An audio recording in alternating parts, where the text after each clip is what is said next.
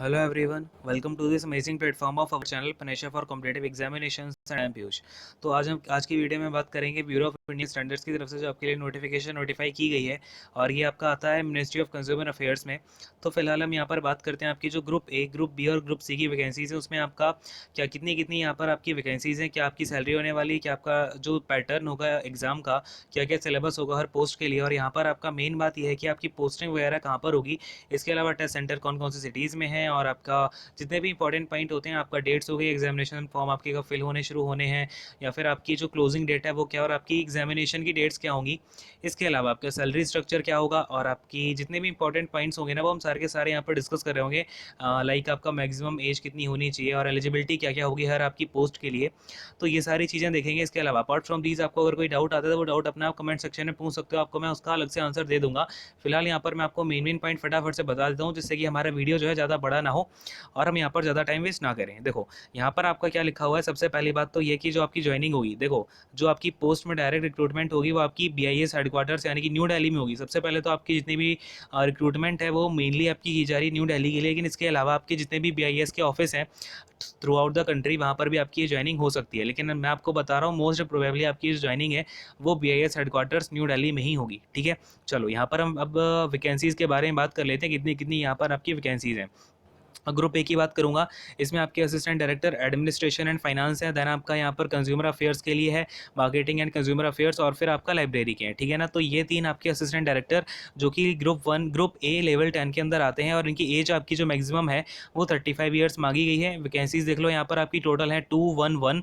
Then इसमें अगर मैं बात करूँ तो तीन ये चारों की चारों वैकेंसीज आपकी UR कैटेगरी में है और बाकी यहाँ पर ज़्यादा इंपॉर्टेंट इन्फॉर्मेशन है नहीं इसके बारे में। ठीक है, अब हम यहाँ पर आते हैं ग्रुप बी में। तो ग्रुप बी में आपकी जो वैकेंसीज नोटिफाई की गई हैं वो असिस्टेंट सेक्शन ऑफिसर यानी कि ASO जो लेवल 6 की आपकी जॉब होती है। इसमें सैलरी आपकी होगी 35,400 से लेकर के 1,12,400 तक। ठीक है ना, तो काफ़ी अच्छी जॉब है ये, आपका लेवल 6 की जॉब है, तो ऑफकोर्स इसकी सैलरी जो है आपकी इन हैंड लमसम 40 के आसपास ही जाएगी। ठीक है, इसी में आपका लेवल 6 में आ जाता है ग्रुप बी के अंदर आपका पर्सनल असिस्टेंट PA। ठीक है, फिर आपका आता है जूनियर ट्रांसलेटर हिंदी लेवल 6। ठीक है, इसकी जिन तीनों की जो सैलरी है सेम है, लेवल 6 की सैलरी है, और इसमें जो मैक्सिमम एज है इसमें आपकी ASO की मैक्सिमम एज है 30 ईयर्स और पर्सनल असिस्टेंट की मैक्सिमम एज है 30 ईयर्स। इसके अलावा अगर मैं जूनियर ट्रांसलेटर की बात करूँ हिंदी, ये है आपकी 27 ईयर्स। ठीक है ना, अगर हम यहाँ पर वैकेंसीज़ को देखते हैं तो ASO की वैकेंसी है आपकी 17, जिसमें 8 है आपकी UR की, 1 है EWS की, और SC की 2 है, ST की 1 है, और OBC की आपकी 5 वैकेंसीज़ हैं। ठीक है, इसके अलावा अगर मैं बात करता हूँ PA की, तो यहाँ पर आपकी 16 टोटल वैकेंसीज़ है, जिसमें से कि 8 है आपकी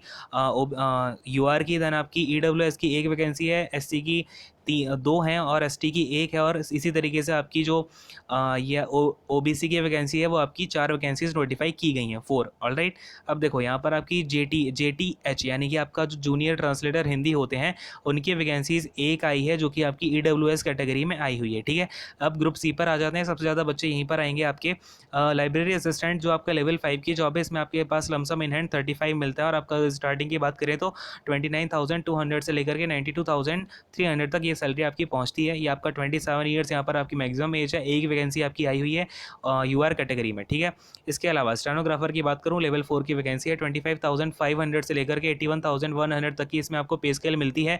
अगर मैं बात करूँ इन हैंड सैलरी की तो आपकी 30 के लमसम आपकी ये सैलरी आपके हाथ में मिल रही होती है। ठीक है, और ये इसमें मैक्सिमम एज है आपकी 27 ईयर्स और 17 वैकेंसीज हैं, जिसमें कि 8 आपकी UR की हैं, 3 आपकी EWS की हैं, 1 आपकी SC की है, 2 वैकेंसीज आपकी ST की हैं, और इसके अलावा 3 वैकेंसीज आपकी OBC की हैं। यहाँ पर सबसे ज़्यादा आपकी डिमांड वाली वैकेंसी सीनियर सेक्रेटरीट असिस्टेंट, ये लेवल 4 की वैकेंसी है, 30 के लमसम आपकी इसमें सैलरी रहती है। इसके अलावा 27 ईयर्स मैक्सिमम एज है, 79 टोटल वैकेंसी है, सबसे ज़्यादा इसी में है। UR आपकी 35 है और EWS आपकी 7 है, SC आपकी 11 है, ST आपकी 5 है।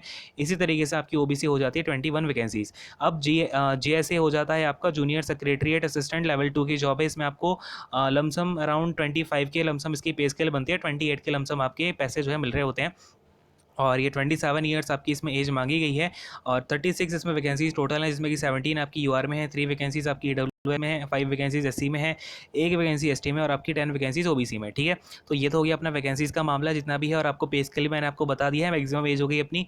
अब फटाफट से आते हैं यहाँ पर आपका ऑनलाइन रजिस्ट्रेशन कब से शुरू है। तो ऑनलाइन रजिस्ट्रेशन आपके 5 सितंबर 2020 में 9 AM से आपके ऑनलाइन रजिस्ट्रेशन जो है शुरू हो चुके हैं, और ये 26 सितंबर तक चलेंगे 6 PM तक। ठीक है ना, ये ध्यान रखना 6 PM को आपकी ओवर हो जाएंगे, नहीं तो तो बैठ के कि मैं 26 को 12 AM से पहले भर दूंगा फॉर्म को, ऐसा मत करना। पहले जाकर के भले ना, अगर आपको ये फॉर्म अप्लाई करना ही है तो फटाफट से जाके अभी कर दो, ठीक है ना। चलो खैर, अब देखो एजुकेशनल क्वालिफिकेशन आपकी क्या होनी चाहिए। अगर मैं बात करूँ असिस्टेंट डायरेक्टर की, तो यहाँ पर आपके पास में डिग्री इन लॉ होनी चाहिए। देखो लॉ वाला है तो यहाँ पर आपके पास में degree in law administration finance है। यहाँ पर आपका एक लीगल की वैकेंसी है, एक फाइनेंस की वैकेंसी है, ठीक है ना, ये ध्यान रखना। तो इसमें आपके पास डिग्री ऑफ लॉ होनी चाहिए और या फिर आप बैचलर्स इन लॉ होने चाहिए। और अगर आप फाइनेंस के लिए अप्लाई कर रहे हो तो यहाँ पर आपका सीए या फिर कॉस्ट एंड वर्क अकाउंटेंट, इसमें आपके या फिर आपके पास में एमबीए की डिग्री होनी चाहिए, ठीक है ना, विद फाइनेंस स्पेशलाइजेशन। ऑलराइट। और आपके पास 3 साल का एक्सपीरियंस होना चाहिए central, state, union territory, autonomous body या फिर किसी पीएसयू में, ठीक है ना, इन अ रेपुटेड गवर्नमेंट एजेंसी, ठीक है। तो इन समय आपका 3 साल का एक्सपीरियंस यानी कि 3 इयर्स का एक्सपीरियंस होना चाहिए। और ये सारी की सारी जितनी भी आपकी ग्रुप ए की जॉब्स हैं, चाहे आपका मार्केटिंग एंड कंज्यूमर अफेयर्स वाले असिस्टेंट डायरेक्टर हो जाए, चाहे आपका लाइब्रेरी के हो जाए, तो इन सब में आपको एक्सपीरियंस सेम रहेगा, 3 साल का चाहिए। लेकिन आपका लाइब्रेरी वाले में 5 साल का एक्सपीरियंस चाहिए होगा, 5 इयर्स का। ये देखो आप देख सकते हो 5 साल का एक्सपीरियंस चाहिए होगा। अगेन आपका ऑटोनॉमस बॉडी हो, पीएसयू हो या फिर आपका कोई यूनिवर्सिटी हो, ठीक है ना, क्योंकि लाइब्रेरी असिस्टेंट जो होते हैं आपके वो मेनली यूनिवर्सिटीज़ में ही सबसे पहले जाके लग रहे होते हैं। तो वहाँ से अगर आपका एक्सपीरियंस है तो ये भी आप अप्लाई कर सकते हो। डिज़ायरेबल होगा अगर आपके पास डिप्लोमा है कंप्यूटर एप्लीकेशंस में, ऑलराइट। और वही आपके पास मास्टर डिग्री होनी चाहिए लाइब्रेरी साइंसेज में या फिर लाइब्रेरी एंड इन्फॉर्मेशन साइंस में, ठीक है ना, फॉर असिस्टेंट डायरेक्टर। अब आ जाते हैं एएसओ की पोस्ट के लिए। तो यहाँ पर आपके पास बैचलर्स डिग्री होनी चाहिए एंड फ्रॉम अ रिपोर्टेड या फिर रिकॉग्नाइज्ड यूनिवर्सिटी, ठीक है ना, कोई दिक्कत नहीं है यहाँ पे। अब दूसरी बात ये आपके लिए बहुत ही ज़्यादा इंपॉर्टेंट है, सभी लोग ध्यान से देखना। कंप्यूटर प्रोफिशिएंसी आपके पास टेस्ट जो है वो आपका क्वालिफाइड होना चाहिए। The candidate should be proficient at least up to level 6, यानी कि लेवल 6 जो होता है ना आपका नेशनल स्किल क्वालिफिकेशन फ्रेमवर्क का, उसका लेवल 6 का एग्जाम आपका क्वालिफाई हो जाना चाहिए, ठीक है ना। यानी कि आपका वो जो टेस्ट क्वालिफाइंग नेचर का होता है वो आपको क्वालिफाई किया होना चाहिए, ऑलराइट। और qualifying skill test in computer proficiency वही बात है। तो आपको ये ध्यान रखना है लेवल 6 का आपके पास ये जो है टेस्ट आपको पास करना है। देन पीए की बात करूँ तो यहाँ पर भी आपका आई थिंक मांगा गया होगा, वेट अ सेकंड, यहाँ पर देखो ये आपका लिखा हुआ है कंप्यूटर प्रोफिशिएंसी टेस्ट आपके पास अगेन लेवल 6 आपका पास होना चाहिए नेशनल स्किल क्वालिफिकेशन फ्रेमवर्क का, ठीक है ना। अगर लेवल 6 के ऊपर लेवल 1 लेवल 8 का है तब भी आपका काम चल जाएगा, लेकिन लेवल 6 आपका मिनिमम है, ठीक है ना, ये ध्यान रखना। और इसमें आपकी डिग्री चाहिए होगी, अगेन आपका ये तो नॉर्मल सा ही क्राइटेरिया है। और क्योंकि आप पीए की बात कर रहे हैं तो यहाँ पर आपका शॉर्ट हैंड टेस्ट भी लिया जाएगा इंग्लिश में और हिंदी में, जिसमें कि आपका डिक्टेशन टेस्ट होगा 100 वर्ड्स पर मिनट, ठीक है ना। अच्छा जी, 100 वर्ड्स पर मिनट का होगा, ये 7 मिनट्स का टोटल आपका ओवरऑल टेस्ट लिया जाएगा डिक्टेशन का। अब जो कैंडिडेट होगा उसको ये ट्रांसक्राइब करना होगा 45 मिनट में for English dictation and 60 minute दिए जाएंगे फॉर हिंदी डिक्टेशन, ठीक है ना। और आप उसके पास में, अब ऑफ कोर्स अगर आप पीए की जॉब के लिए अप्लाई कर रहे हो तो आपके पास में नॉलेज ऑफ कंप्यूटर होनी तो कंपलसरी है ही सही। और यहाँ पर आपकी जो परमिसेबल मिस्टेक होगी वो 5% की होगी, ठीक है ना। तो ये सारी इन्फॉर्मेशन होगी रिगार्डिंग द पीए, ठीक है। चलो भाई, अब यहाँ पर बात करते हैं जूनियर ट्रांसलेटर हिंदी की। तो आपके पास मास्टर्स डिग्री होनी चाहिए या फिर आपका पोस्ट ग्रेजुएट डिग्री जो होती है वो आपके पास होनी चाहिए, जिसमें कि आपके पास हिंदी और इंग्लिश जो है ग्रेजुएट लेवल पर आपकी एक सब्जेक्ट रहा हो, ठीक है ना। डिग्री लेवल पर आपका लिखा हुआ है ना, डिग्री लेवल पर आपका ये हिंदी एंड इंग्लिश जो है एक सब्जेक्ट रहा हो, क्लियर है। चलिए, अब यहाँ पर हम बात करते हैं लाइब्रेरी असिस्टेंट की, ठीक है ना। तो लाइब्रेरी असिस्टेंट में आपके लिए ग्रेजुएशन होनी चाहिए with diploma in library sciences with 3 years experience, ठीक है। अब स्टेनोग्राफर की बात करूँ तो यहाँ पर आपके पास कोई बैचलर्स की डिग्री होनी चाहिए। इसके अलावा कंप्यूटर प्रोफिशिएंसी टेस्ट में आपको लेवल 5 मांगा गया है, ठीक है ना। तो लेवल 5 आपके पास मिनिमम, ठीक है ना, मिनिमम आपके पास एटलीस्ट जो लेवल 5 जो है वो नेशनल स्किल क्वालिफिकेशन फ्रेमवर्क का आपके पास करना चाहिए आपको। और शॉर्ट हैंड टेस्ट जो है आपका, शॉर्ट हैंड टेस्ट की स्पीड जो है वो 80 वर्ड्स पर मिनट होगी, जो कि कैंडिडेट को ट्रांसक्राइब करना होगा कंप्यूटर पर 50 मिनट और 65 मिनट, ठीक है ना। इंग्लिश के लिए 50 मिनट और हिंदी के लिए 65 मिनट, ठीक है ना।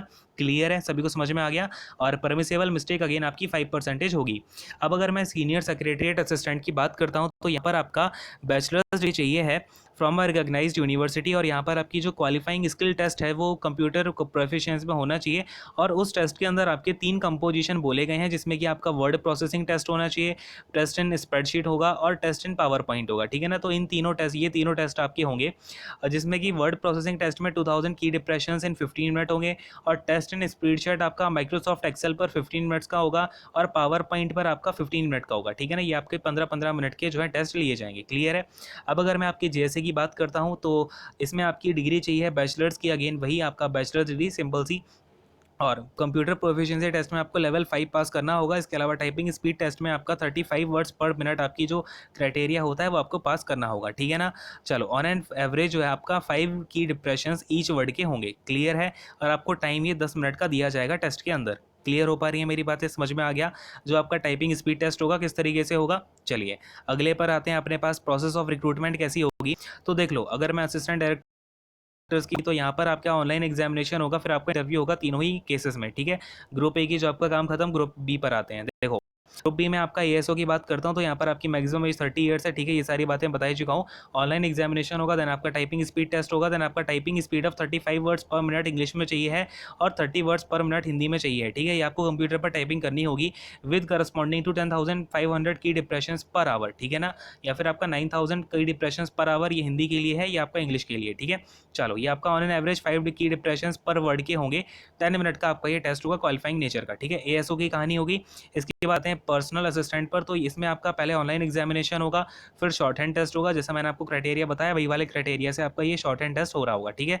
चलो आते हैं देन आपका जूनियर ट्रांसलेटर पर। तो यहाँ पर भी आपका पहले ऑनलाइन एग्जामिनेशन होगा, देन आपका प्रैक्टिकल स्किल टेस्ट होगा ट्रांसलेटर के लिए, ठीक है ना। चलो, ये आपका अगेन क्वालिफाइंग नेचर का होगा, स्किल टेस्ट आपकी क्वालिफाइंग नेचर के ही होते हैं। अब हम आते हैं जो ग्रुप सी की वैकेंसीज है, जिसमें कि आपका सबसे पहले देख लो, लाइब्रेरी असिस्टेंट हो गया, 27 ईयर्स आपकी मैक्सिमम एज है। इसमें आपका ऑनलाइन एग्जामिनेशन होगा, फिर आपका प्रैक्टिकल स्किल टेस्ट होगा, ठीक है।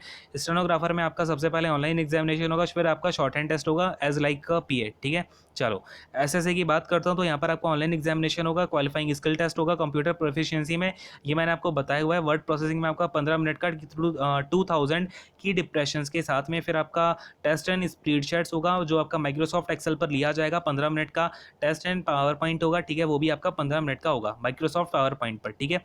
जीएसए की बात करता हूँ, तो जीएसए में आपका ऑनलाइन एग्जाम होगा, देन टाइपिंग टेस्ट होगा, ठीक है। वही आपका जो नॉर्मल सा आपका क्लर्क वाला एग्जाम जो क्राइटेरिया होता है, वही आपका लिया जाएगा, ठीक है। तो ये सारी कहानी खत्म हो गई। होगा ऑनलाइन डिस्कस करेंगे। सबसे पहले आप होने वाला है उसका स्ट्रक्चर देख लो, ठीक है। ये जो आपका स्ट्रक्चर है ग्रुप ए की वैकेंसीज के लिए, ठीक है, जिसमें कि आपका जो असिस्टेंट डायरेक्टर्स हैं वो आ जाते हैं। तो इनके लिए सबसे पहले मैं बात करूं, 4 सेक्शन में डिवाइडेड है। जनरल इंटेलिजेंस आएगा, इंग्लिश लैंग्वेज आएगी, क्वान्टिटेटिव एप्टीट्यूड आएगा, और फिर ये आपका अलग अलग जो डोमेन है ना, उनके हिसाब से आपका यहाँ पर स्किल टेस्ट होगा, यानी कि डोमेन नॉलेज आपकी ली जाएगी, जो भी आपका यहाँ पर डोमेन होगा। जैसे फाइनेंस के लिए फाइनेंस का, लीगल के लिए लीगल का, और आपका लाइब्रेरी के लिए लाइब्रेरी साइंस वाला, ठीक है।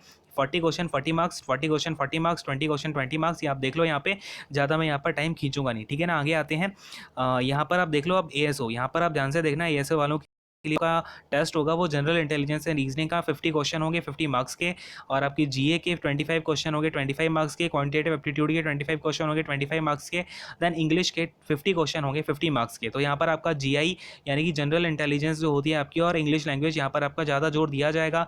Total question 150 question 150 minute 150 marks के, और टोटल टाइम आपको 2 आवर्स का दिया जाएगा। ऑल राइट, चलिए भाई, अब आते हैं अगले क्वेश्चन, जो आपकी अगली पोस्ट होगी, जैसे कि आपका जूनियर ट्रांसलेटर हो गया या फिर लाइब्रेरी असिस्टेंट हो गया। अच्छा, ये जो था आपका ये वाले एएसओ हो गया, पीए हो गया, स्टेनोग्राफर हो गया, एसएसए हो गया, जेएसए हो गया, ठीक है ना। इन सब के लिए आपका यही वाला जो पैटर्न है एग्जाम का वो चलेगा। अब मैं आपसे बात करता हूँ junior translator and library assistant के लिए। तो यहाँ पर आपका ये आपका क्राइटेरिया है, ठीक है ना। जनरल इंटेलिजेंस और जीए और फिर इंग्लिश लैंग्वेज वाला सेक्शन आपका सेम रहेगा। इसके अलावा अगर आप जूनियर ट्रांसलेटर के स्टूडेंट हो तो आपका डोमेन नॉलेज दी जाएगी जनरल हिंदी और वोकैबुलरी की।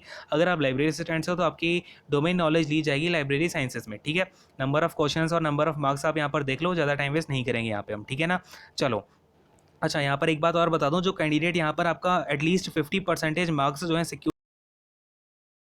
को कंसीडर किया जाएगा अगली सिलेक्शन प्रोसीजर के लिए, ठीक है ना। ये बात भी आप यहाँ पर ध्यान रखना। चलिए भाई, अगली चीज़ पर आते हैं। यहाँ पर आपका ज़्यादा इंपॉर्टेंट बातें और कुछ है नहीं। मैं आपको जरा ऑनलाइन एग्जामिनेशन की डेट, अच्छा ये एग्जामिनेशन सेंटर्स देख लो। अब काफ़ी सारे स्टेट्स हैं, ऑलमोस्ट आपके हर स्टेट में जो है एग्जामिनेशन की टेस्ट सिटीज़ हैं, ये आप देख लो। अगर कुछ डाउट आता है तो आप मुझे डाउट में पूछना, नहीं तो ये वीडियो बहुत ज़्यादा लंबा खींच जाएगा, और मैं वीडियोज़ को ज़्यादा लंबा खींचना नहीं चाहता हूँ, जिससे कि आप लोगों का टाइम भी ज़्यादा वेस्ट ना हो, ठीक है। टोटल 49 जो है आपके टेस्ट सेंटर्स बनाए गए हैं, ये आप देख लो। अगर कोई डाउट समस्या आती है, परेशानी, वो हम बाद में देख लेंगे, ठीक है। चलो खैर, अब आगे आते हैं। आपको मैं डेट्स फटाफट से बता दूं, फिर हम इस सेशन को ख़त्म करते हैं, और फिर आप अपने डाउट बाद में पूछते रहना, वो हम बाद में देखेंगे। आपकी ऑनलाइन एग्जामिनेशन की डेट यहाँ पर शो क्यों नहीं कर रही है। देखो ये आ गया शेड्यूल ऑफ इवेंट जो है वो आपका रजिस्ट्रेशन ऑफ डेट्स में आपको बता ही चुका हूँ। देन एप्लीकेशन फ़ी आपका पेमेंट अगेन वही सेम रहेगी जो जो आपकी रजिस्ट्रेशन वाली डेट्स हैं। अब देखो इशू ऑफ एडमिट कार्ड हो जाएगा 20th ऑफ अक्टूबर 2020 पे। देन आपका online examination 3rd of November 2020 को हो जाएगा, ठीक है ना, 3rd ऑफ नवंबर 2020 को। अच्छा, अब ये जो डेट है आपकी टेंटेटिव है, लेकिन अगर आपका हो सकता है कि कोविड का तब तक जो प्रकोप है, प्रभाव है, वो अगर ज़्यादा बढ़ गया तो एग्जामिनेशन आपका आगे भी जा सकता है, पोस्टपोन हो सकता है, तो इसमें कोई दिक्कत वाली बात है नहीं। वैसे सारे के सारे एग्जाम्स हो रहे हैं तो वो आपका एग्जाम जरूर होगा, जिसमें कुछ ज़्यादा टेंशन लेने वाली बात नहीं है, ठीक है। चलो खैर यहीं पर मैं सेशन को एंड करता हूँ। Thank you so much, God bless you all, take care, bye bye.